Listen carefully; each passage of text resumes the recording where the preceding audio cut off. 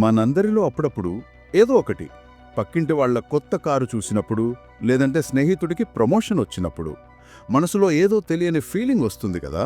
అవును, వస్తుంది. అది బహుశా అసూయేనేమో. ఈ భావన గురించి దాన్నెలా చూడాలి? అసలు ఈ అసూయ అనేది నిజంగా మనకు అడ్డంక లేక దాని వెనుక ఇంకేదైనా ఉందా?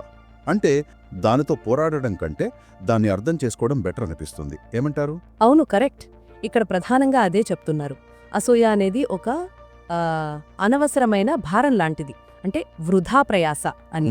ఎందుకంటే ఇప్పుడు వేరే వాళ్ళ విజయాలు చూసి మనం బాధపడితే మన టైం, మన ఎనర్జీ అన్నీ వేస్ట్ కదా. నిజమే. ముఖ్యంగా మరి సోషల్ మీడియా కాలంలో అయితే మరీ ఎక్కువైపోయింది. మనం చూసే ఆ సక్సెస్ స్టోరీలు, ఆ సంతోషాలు అవన్నీ కేవలం వాళ్ళ జీవితాల్లోని హైలైట్ రీల్ లాంటివి అన్నమాట. ఓ, హైలైట్ రీల్. అవును, తెర వెనుక కథ, వాళ్ళ కష్టాలు అవేవి మనకు తెలియవు కదా. అంటే కనిపించే వాటి వెనుక మనకు తెలియని కథ ఉంటుంది కాబట్టి ఊరికే వాటిని చూసి మనల్ని మనం తక్కువ చేసుకోవడం సరికాదనమాట. వినడానికి ఇది బానే ఉంది. అవును. కానీ ఆ ఫీలింగ్ వచ్చినప్పుడు, ఆ అసూయ కలిగినప్పుడు దాన్ని దాటడం అంత ఈజీ కాదేమో కదా. అప్పుడు ఏం చేయాలి అసలు? మంచి ప్రశ్న. అంటే అసూయ కలిగినప్పుడు అయ్యో వాళ్ళకది ఉంది నాకు లేదు అని ఫీల్ అవ్వడం కంటే అసలు వాళ్ళ దగ్గర ఉన్న ఏ విషయం నన్నింతలా కదిలిస్తోంది, నా లైఫ్లో నేను నిజంగా ఏం కోరుకుంటున్నాను అని మనల్ని మనం ప్రశ్నించుకోవాలి. ఆసక్తికరంగా ఉంది. అవును, ఇదొక రకమైన సెల్ఫ్ రిఫ్లెక్షన్ అన్నమాట. అసూయను మనల్ని మనం ఇంప్రూవ్ చేసుకోవడానికి, మన గోల్స్ ఏంటో తెలుసుకోవడానికి ఒక ఇండికేటర్లా వాడుకోవచ్చు. ఓ, అంటే అసూయ ఒక సిగ్నల్ లాంటిదా?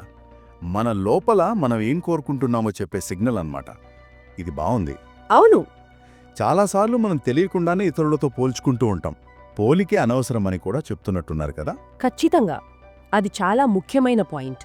మన అందంగాని, మన టాలెంట్, మనకున్న టైం, మన జర్నీ ఇవన్నీ ఎవరికి వాళ్లకు ప్రత్యేకం. నిజమే. ఒకరి గెలుపు మన ఓటమి కాదు. వాళ్ల దారి వేరు, మన దారి వేరు. వాళ్ల స్పీడ్ చూసి మనం టెన్షన్ పడక్కర్లేదు.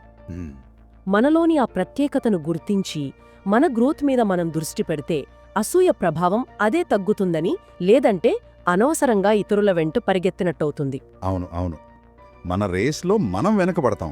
అంతే కదా. పెట్టాలి. కరెక్ట్. ఎవరైనా సక్సెస్ అయితే వాళ్ళ లక్కనో ఇంకేదో అనో అనుకోకుండా, ఓకే నేను కూడా ఇలాంటిది సాధించాలంటే ఏం చెయ్యాలి అని ఆలోచించాలి. ఎగ్జాక్ట్లీ. అసూయని స్ఫూర్తిగా మార్చుకోవడం అదే ఇక్కడ కీలకం. ఆ అసూయ కలిగించే ఒక రకమైన అసౌకర్యం, ఆ డిస్సాటిస్ఫాక్షన్ ఉంటుంది కదా, ఉంటుంది. దాన్నే మనల్ని ముందుకు నడిపించే ఫ్యూయల్ లాగా వాడుకోవాలి. వాళ్లలాగా నేనెందుకు లేను అనే బాధ బదులు వాళ్లలాగా లేదా వాళ్లకంటే బెటర్గా నేను ఎలా అవ్వగలను అనే తపన పెంచుకోవాలి. ఆ తపన, అది ముఖ్యం.